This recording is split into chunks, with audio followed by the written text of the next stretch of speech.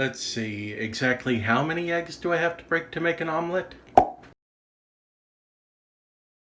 We gotta start living without this fear, and we're getting nowhere as fast as we're running. We should be taking it slow. Nothing means it. For those of you who are not familiar with it, Jarvis Johnson's channel has gone through a lot of changes since he first founded it. He started out as a tech channel, then he shifted into a more direct comedy channel, which eventually led him to a series of videos on what were the worst channels on YouTube. And I'm talking about him today because it's quite possible that Jarvis Johnson might actually be running the best channel on YouTube. Allow me to explain. See, Jarvis Johnson does more than just offer commentary on things that are currently happening on YouTube or things that are currently popular.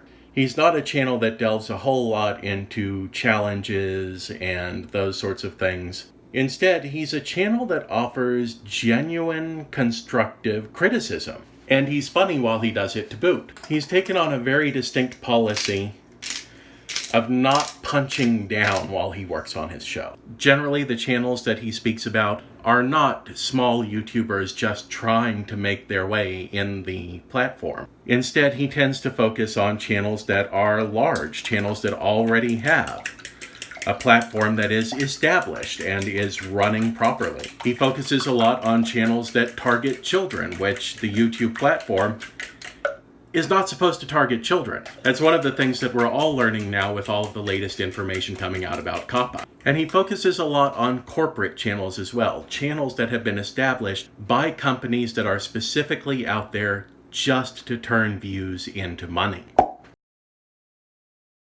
These content farms, 5 Minute Crafts, Troom Troom, the bevy of animated so-called true story channels, in particular draw a lot of ire from Johnson, because by and large they provide bad content in high volumes that can help to keep people scared, it can help to keep them frustrated, it can help to keep them distracted from what's really going on around them. And the fact that a lot of these channels are aimed directly at children and young adults is troubling. And in addition to those channels, you have the channels that are more common among the popular YouTubers. You have your Logan and Jake Pauls. All of these channels that say that they're doing comedy, but often appear to be doing more along the lines of cruelty or along the lines of documenting their own conspicuous consumption. When you add the fact that Jarvis has targeted some of the largest content providers on YouTube, in addition to targeting YouTube itself with characters like Mr. YouTube and videos about the algorithm, it sort of seems like Jarvis Johnson is actually interested in making the world a better place. Is that even allowed on YouTube? I, for one, love Jarvis Johnson's channel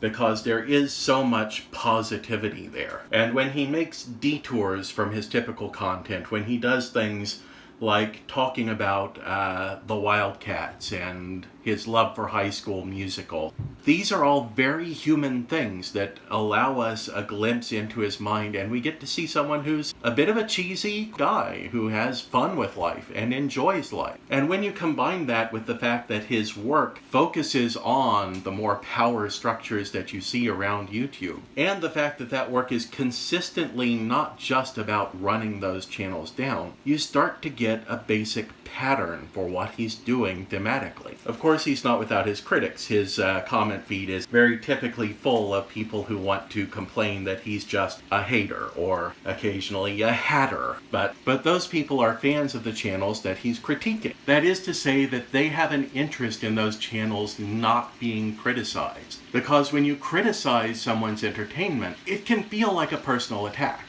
It very rarely is, but it can feel like it. Johnson is not here merely pointing out, hey, you're giving views and clicks and money as a consequence to people who are not good for you. Instead, a very consistent theme, the positivity and the humor of Jarvis's channel, can be seen as we can be doing better. Both the viewers on the platform can be doing better considering what exactly it is that their clicks are feeding into. And the producers on the platform themselves as well. This is possibly one of the largest single platforms ever given to humankind. And it is an open platform where you can post virtually anything within specific limits. More limitations if you hope to actually keep your videos monetized. And when you have that level of connection, when you're able to reach that many people, maybe it's valuable to stop and think about what you're actually accomplishing by reaching those people. What is your goal on YouTube? Is it solely to make yourself money? Is it solely to make yourself popular? I'm not saying those are bad things. Plenty of people have worse motivations out there, believe me. There are a lot of people out there who I wish had just been content chasing fame and fortune. But even if that's your end goal, even if all you want is that six-figure paycheck, that doesn't mean that you have to actively create a worse environment in order to do it. And that's what Jarvis Johnson's videos critiquing YouTube have largely seemed to focus on, is the idea of it is possible to do better by doing better. And isn't it sometimes a shameful waste of money to have a channel that likes to spread out life hacks that don't really improve anybody's life in particular and may not even work, but that allow you to do crazy thumbnails purely to drive clicks? Is it genuinely worth the damage to our culture? And couldn't we in fact be using some of these clickbait techniques that people have learned to do so efficiently and use them to spread a little bit of positivity and a little bit of joy in the world instead of spreading conspiracy and fear and cruelty? Plus, Lord's scheme is a banger, what can I say? All of this that I've been saying can probably be summed up in a single sentence, and in fact, the channel has already done that for you. Jarvis is trying his best. And just as is typical for the channel, that line is so great because it is such a funny line. It accurately evokes that feeling that we all have from time to time, that we're just trying to keep it together. We're just trying to get through this crazy thing that we call life. But at the same time, as a viewer, if you wanted to, you could frame that entire sentence in the themes of the videos that he's producing. The second panful of bacon is always the hardest. If you wanted to, you could look at that sentence. You could look at Jarvis is trying his best, and you could say to yourself, yes, Jarvis is trying his best. Jarvis is trying his best to make the world a better place. Jarvis is trying his best to make YouTube a better platform. Jarvis is trying his best to use his platform and his base positively. There is no life hack to make perfect bacon, no matter what anybody tells you. So do I honestly think that Jarvis Johnson may be the best channel on YouTube? Or is that just a clickbait title? Well, let me put it this way. There are literally millions of hours of video content on YouTube. So can I categorically say Jarvis Johnson is the best channel on YouTube? He's a very strong contender. Scrambled eggs and bacon.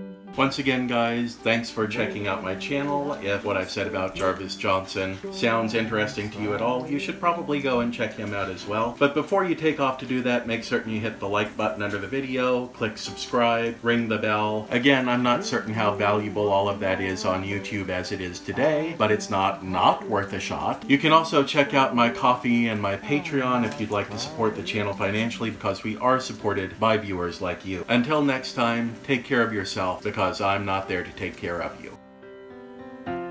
But what if I never